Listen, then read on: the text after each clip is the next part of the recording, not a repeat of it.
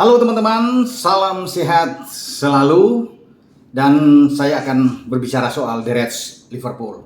Sekarang tinggal 1 poin. Liverpool di belakang Manchester City yang masih memimpin klasemen sementara di IPL.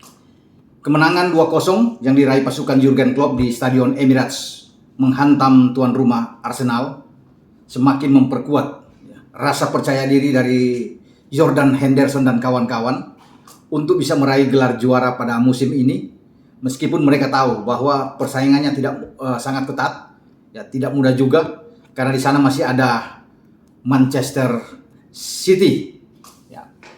Jadi apa yang saya katakan kemarin, memang ini soal kalau bicara mental ada di Liverpool, dan Liverpool lebih sering menang melawan Arsenal, dan itu terbukti. Bagaimana pertarungan mereka di Kamis dini hari dilakukan dengan sangat sempurna. Walaupun Arsenal itu sebenarnya bermain tidak buruk, Arsenal juga bagus. Ini terbukti dari statistik mereka dalam penguasaan bola, dalam ball position juga oke. Kalau Liverpool cuma 52%, Arsenal dengan 48%, ini menggambarkan cukup berimbang. Hanya saja Liverpool mampu memanfaatkan kesempatan terbuka, peluang untuk bisa menjadikan gol. Sama-sama sebenarnya melepaskan 9 percobaan menembak ke gawang lawan. Cuma Arsenal 2 on target, Liverpool 3 on target. Di antaranya 2 menghasilkan gol yang diciptakan oleh Diogo Jota dan Bobby Firmino. Menarik memang 2 pemain ini. Karena setelah Jota membuat gol, dia ditarik keluar, Firmino masuk, dan Firmino bisa membuat gol untuk melengkapi kemenangan dari Liverpool. Klopp memainkan formasi kita sudah tahu 4-3-3-nya juga dengan Trent di kanan, Robo di kiri, Van Dijk, Matip di depan, Alisson di tengah, ada Thiago, ada Hendo dan Fabinho. Namun ada perubahan di depan. Ketika Salah fit, Muhammad Salah, dia di bangku cadangan, tidak dimainkan. Ini jarang kecuali Salah ini cedera. Tapi Klopp coba melakukan ini dengan Salah tidak bermain dulu.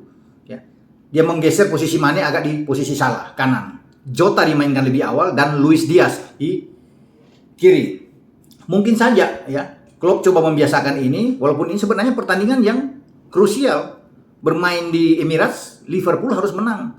Nggak mungkin kalau Salah nggak dimainkan sejak awal. Tapi Klopp ingin melihat karena kedalaman skuad oke. Tapi di sini saya juga coba membuat sebuah analisa juga di sini. Ketika ada terjadi tanda tangan kontrak bagaimana pembaruan kontrak dari Muhammad Salah dengan Liverpool mengalami jalan buntu, sehingga mungkin ada desus-desus yang berseliweran bahwa bisa saja Liverpool itu kehilangan Salah. Banyak klub-klub sudah coba untuk membuka kesempatan, Madrid, Barca sehingga mungkin Klopp ingin melihat keadaan tim dia melawan tim yang bagus seperti Arsenal yang lagi on fire, dalam beberapa pertandingan belum kalah.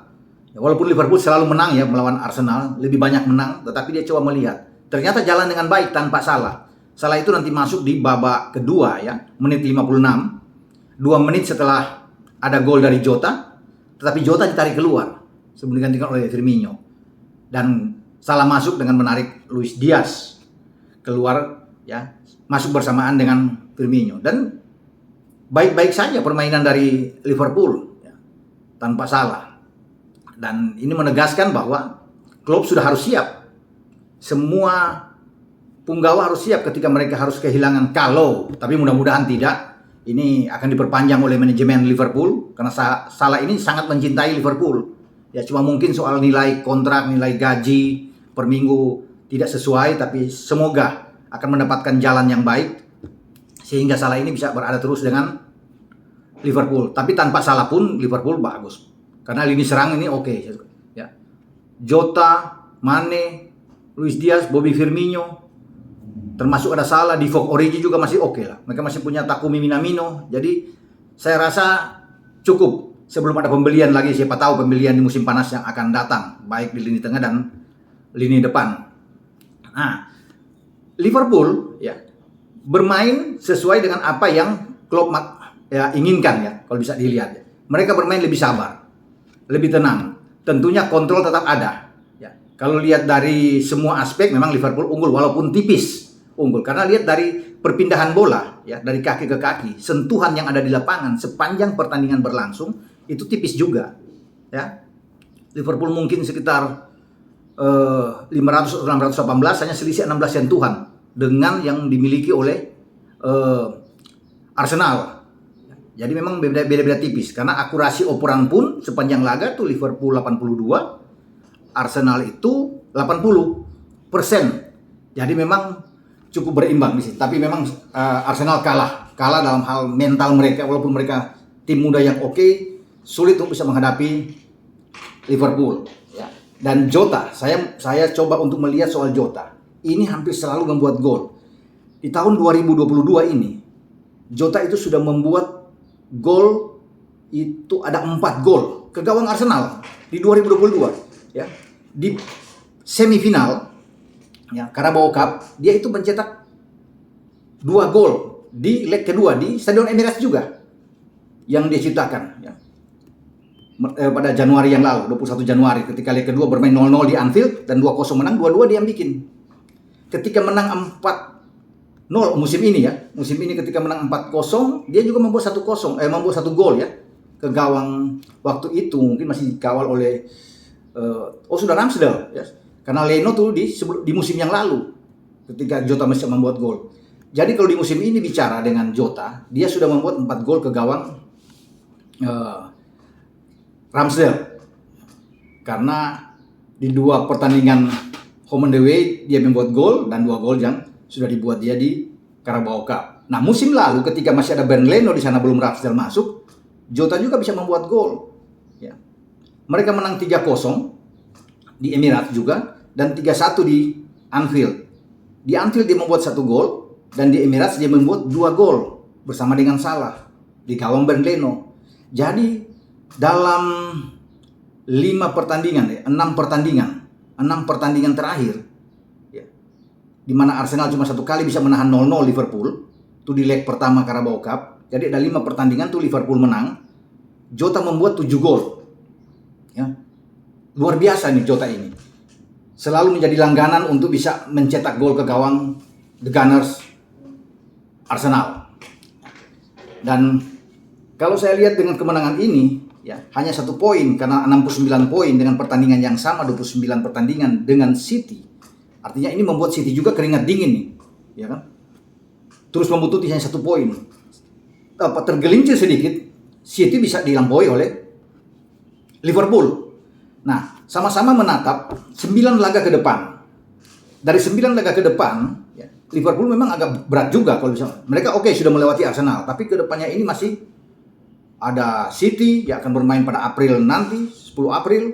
Ada MU juga yang akan mereka hadapi. Namun dari 9 laga itu 5 diantaranya bermain di Anfield. Jadi saya rasa peluang untuk bisa mendapatkan 15 poin di Anfield itu terbuka, di samping mengamankan laga tandang. Nah, salah satu di antara laga tandang yang dianggap berat yaitu mereka ke Etihad menghadapi Manchester City. Ini yang harus diantisipasi oleh Jurgen Klopp bersama pasukannya. Setelah City, MU, mereka harus berhadapan lagi dengan Everton, dengan Tottenham. Ya, terakhir tuh mereka ketemu Wolves. Di sana juga masih ada mereka berhadapan dengan Southampton, dengan Aston Villa, dengan Newcastle. Inilah lawan-lawan yang akan dihadapi oleh Liverpool.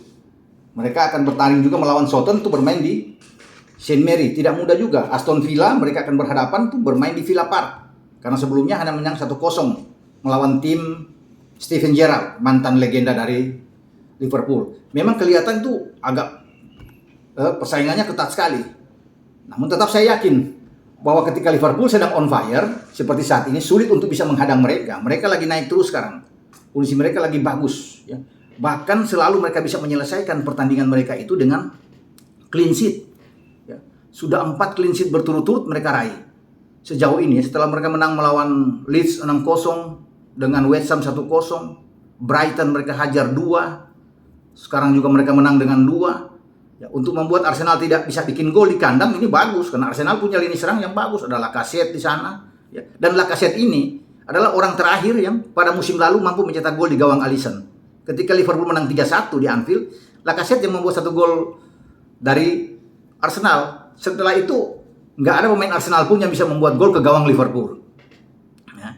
Padahal mereka bagus, ada Bukayo Saka di sana, ada Martinelli, ada Odegaard yang dimainkan, Partey dan Saka bermain di double pivot sebelum Emil Smith Rowe masuk.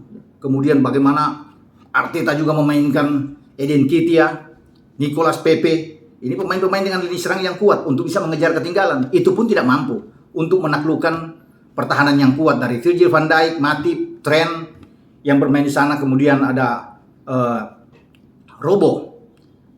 Umpan yang baik dari Thiago dihasilkan dengan bagus juga oleh Jota, dan satu umpan dari Robo menghasilkan gol yang diciptakan oleh Bobby Firmino. Ya.